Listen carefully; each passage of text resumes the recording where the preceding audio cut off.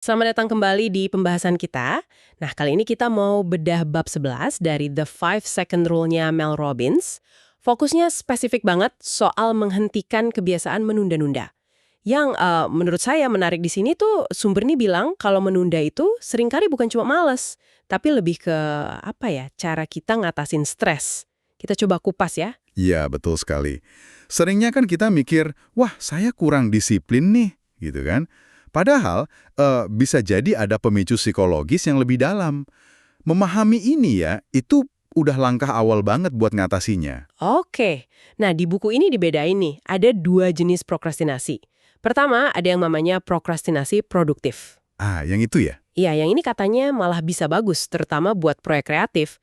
Jadi kita kasih waktu buat pikiran, berkelana dulu, nemuin ide baru. Semacam jeda strategis gitu ya, kayak diinkubasi idenya. Tapi, nah ini dia, yang sering jadi masalah adalah prokrastinasi destruktif. Ini yang bahaya nih. Pas kita tahu ada tugas penting, ya kan, kayak nyusun laporan, beresin kerjaan lah pokoknya, dan kita tahu bakal ada konsekuensi kalau nggak dikerjain, tapi malah kita hindari. Itu dia. Nah, ini dia nih. Banyak dari kita mungkin mikirnya, ah saya ini pemalas, atau waduh manajemen waktu saya kacau. Tapi riset dari Dr. Timothy Pychyl yang dikutip di sini, itu nunjukinnya beda ya. Jadi bukan males nih intinya. Bukan bulan itu. Akar masalahnya, menurut riset itu, adalah stres. Jadi, menunda-nunda itu sebenarnya cara bawah sadar kita buat cari kelegaan instan dari stres. Dan stresnya itu nggak harus dari kerjaan itu aja loh. Bisa jadi dari, ya, hal lain di hidup kita. Keuangan mungkin, atau hubungan. Oh, jadi pelarian gitu ya? Iya, semacam itu. Kita hindari tugas yang bikin nggak nyaman, terus dapat pengalihan sebentar, mungkin browsing atau apa. Rasanya lega dikit saat itu, tapi ya ujung-ujungnya kerjaan numpuk, stresnya malah jadi lebih gede. Kayak lingkaran setan gitu, nggak habis-habis. Iya. Kebayang sih polanya.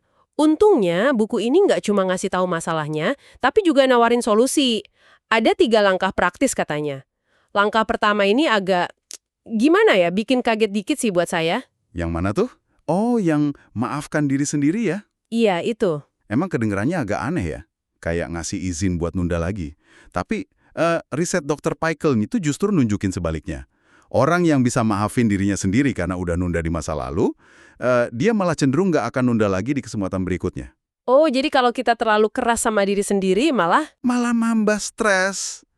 Dan stres itu kan tadi dibilang pemicu utamanya, jadi malah memperkuat kebiasaan nundanya. Oke, masuk akal. Jadi memaafkan diri itu langkah strategis ya, bukan kelemahan. Nah, terus langkah kedua, yang soal ngebayangin diri kita di masa depan itu. Ah iya, itu dasarnya dari riset psikologi soal present self sama future self. Diri kita sekarang sama diri kita nanti. Jadi gini, waktu kita nunda, kita kan fokus sama enaknya sekarang nih. Si present self ini pengen hindarin stres sekarang. Nah, dengan ngebayangin versi ideal kita di masa depan, misalnya kita yang udah sukses kelarin proyek itu bantu kita ambil jarak sedikit secara emosional. Biar lebih objektif gitu ya. Betul, jadi lebih objektif dan ngingetin diri kita yang sekarang kalau tindakan saat ini tuh penting buat mencapai tujuan masa depan itu. Jadi motivasinya muncul dari dalam. Oke. Jadi udah maafin diri, udah punya gambaran tujuan. Nah, langkah ketiganya nih yang paling kunci kayaknya ya. Pakai aturan 5 detik itu sendiri. Tepat sekali. Ini eksekusinya. Setelah mindsetnya dibenerin, perlu ada pemicu buat bergerak. Nah, disinilah aturan 5 detik main perannya. Hitung mundur aja. 5, 4, 3, 2, 1. Terus langsung gerak. Kerjain tugas yang tadi ditunda. Fungsinya hitungan mundur itu apa sih? Itu kayak ritual memulai. Buat motong kebiasaan kita yang ragu-ragu, atau mikir kelamaan, atau menghindar. Secara otak, itu katanya mengaktifkan prefrontal cortex. Itu bagian otak yang ngurusin tindakan sadar dan fokus. Jadi kita ambil alih kendali dari respons otomatis yang biasanya menghindar itu. Jadi nggak usah nunggu mood bagus atau nunggu dapet ilham gitu ya? Nggak perlu sama sekali.